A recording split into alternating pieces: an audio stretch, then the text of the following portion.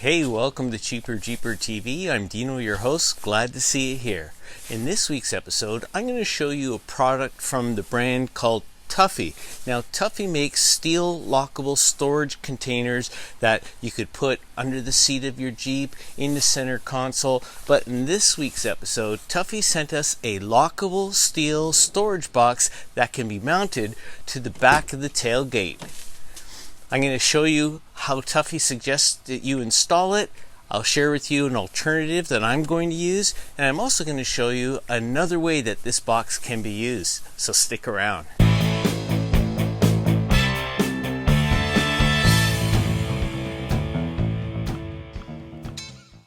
Many Jeep owners know that storage in the Jeep is always top of mind, and it's even more important if you're driving around with the top off or with a soft top and you're interested in having somewhere to lock away some items and keep them secure. That's where Tuffy comes in. As you can see here on the Tuffy website, they make steel lockable storage boxes that can mount under the seat, that can mount in the center console, but as you will see in this episode, they sent us a product that mounts to the rear of the tailgate. Let's have a look at the product.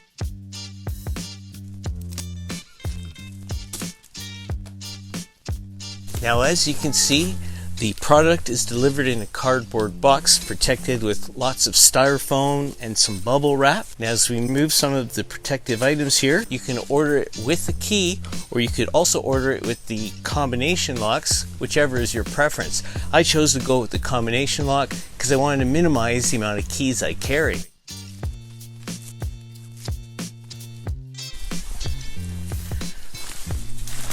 And here's the lockable storage box, and I'll show you these items. So in this bag is the assembly instructions, the warranty, and some frequently asked questions. And there's 2 storage racks in here, plus some hardware which I'll show you shortly.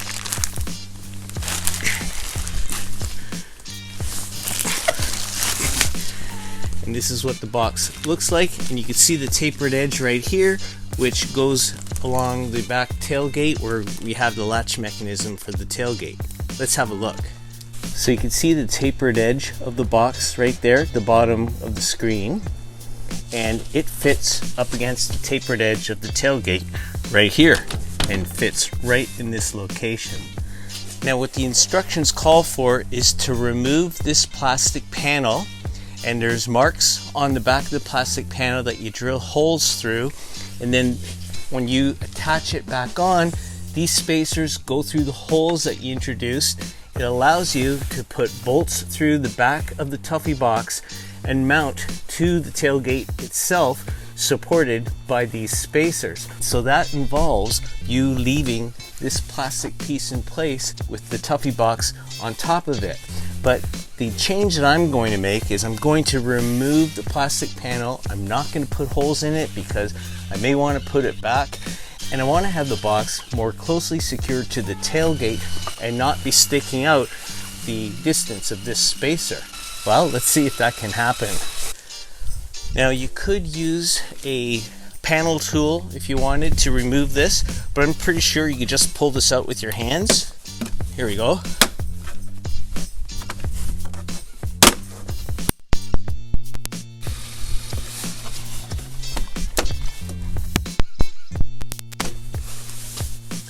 So this panel is held in place with these plastic pins into these slots that you see right here. Now, one of the green plastic pieces has come out. We'll just put it back on right here. You can see how there's this venting in the back of the door. This serves a function to let air move in and out of the Jeep, like when you're slamming the door, instead of it compressing any air, it has room to go out or come in through these vents. We've got these attachment points, and these are threaded, so the bolts that Tuffy has supplied will bolt into these points right here. Essentially, these spacers occupy this space between the attachment point and the back of the Tuffy box, and our intention now is to not involve the use of these spacers whatsoever, and that puts the Tuffy box at least this much closer to the tailgate.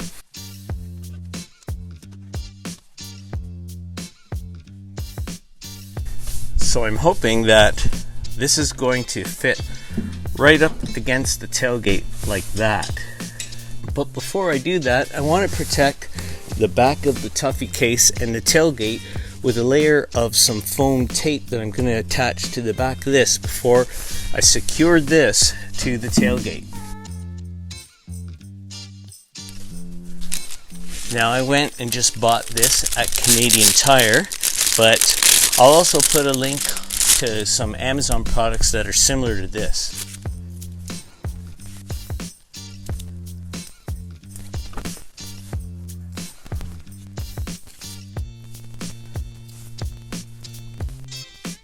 So there you can see the foam rubber tape.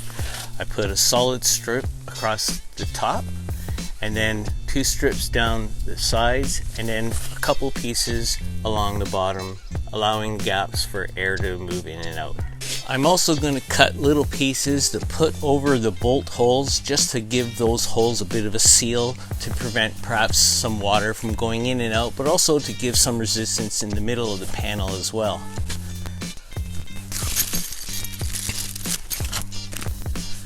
So there you can see all the tape that I've added to the back of the box. It's the foam rubber gasket seal that I'm going to use so that the metal of the box doesn't rub up against the tailgate. I also put a couple on the bolt holes just to make sure that it provides a bit of a seal, but also so that there's some pressure against the metal of the tailgate in the middle of the box as there is at the top. And then here's all the hardware. This is all the hardware that comes with the box. There's the 4 bolts, there's some lock washers, there's some washers, and then the spacers, which we won't be using. And then of course there's the 2 internal shells, which you'll see how they work shortly. Okay, we're ready now to attach the box to the back of the tailgate. However, before I start, where I have the foam pads here, where the bolts go through the holes, I'm just going to pre-drill them so that the bolts can slip through easily. You actually don't need a drill, it's so soft you can just poke right through the foam. So the way I'm going to work this is I'm going to first put the lock washer onto the bolt and then the washer itself, and I'll have to do this for the 2 top bolts. Now the 2 top bolts I believe are going to be the longer ones, so we'll see how that goes.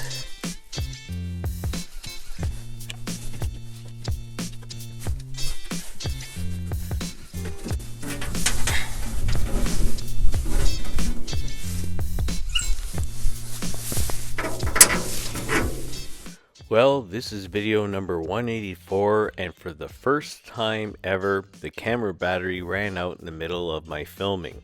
But what I essentially was doing here was holding up the box and feeding the upper bolts through the holes and lining them up with the attachment points in the tailgate behind. And so the bottom holes are right here, and by making sure I leave some room on these bolts, I could pull this away so I could find the hole in the back of the tailgate here.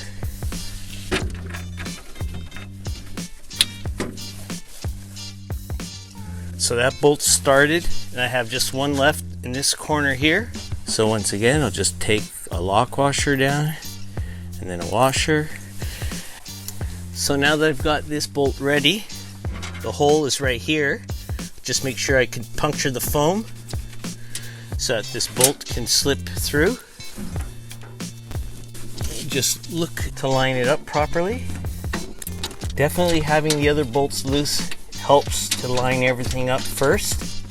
So now we've got the 4 bolts in place, and we'll tighten them all up now.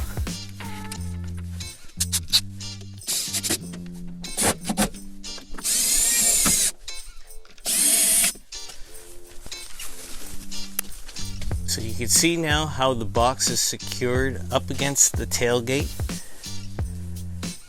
and the bolts are all in place there.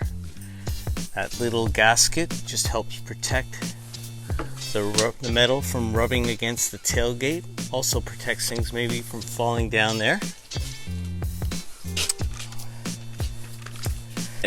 And now there's still these two shells that have to go on.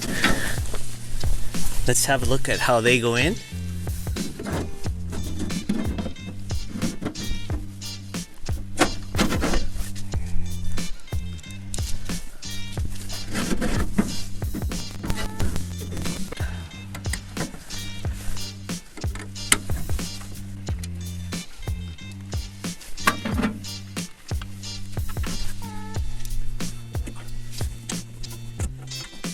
Yeah, these shelves are handy. This would be good to store some things in here. Maybe if I use this as a food center when I'm camping, or if I keep my tools in here, or any other kind of pieces of things that I want to keep secure.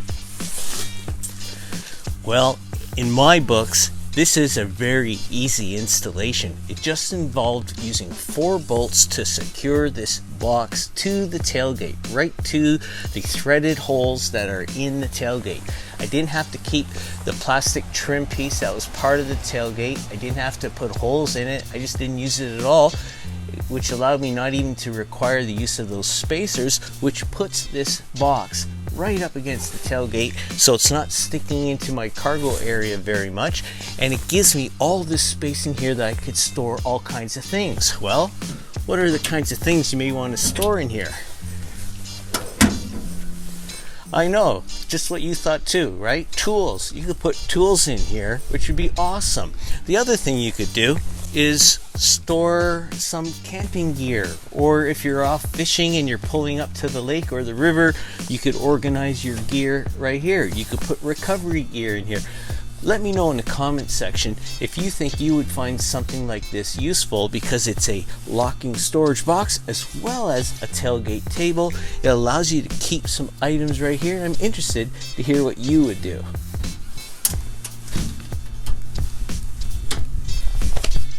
I think it looks pretty slick. Let's go on to our tip segment. Now for some cheaper Jeeper tips. In this week's tip segment, it involves something to do with the installation of this.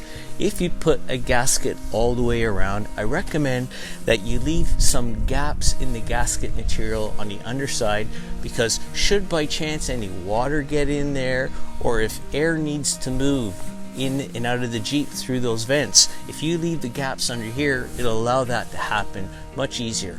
Also, if I do get a discount code for anything from Tuffy, make sure you check it out in the description section of this video. Now let's hear from our subscribers. And now for subscribers tips.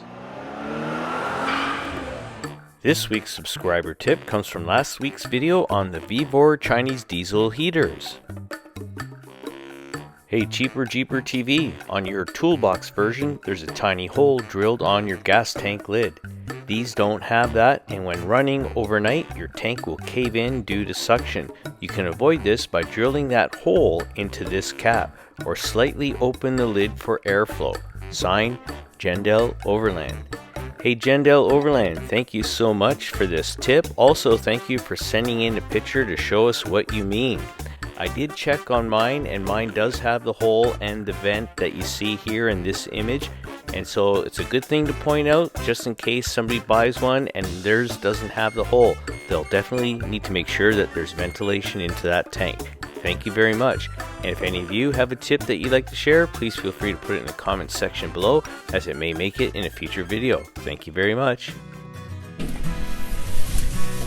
Well, that's it for this week's episode of Cheaper Jeeper TV. I hope that you found it interesting. If you did, how about giving the video a thumbs up? And if you're new to the channel, feel free to hit the subscribe button and the alert bell so you'll be notified when interesting videos like this come out.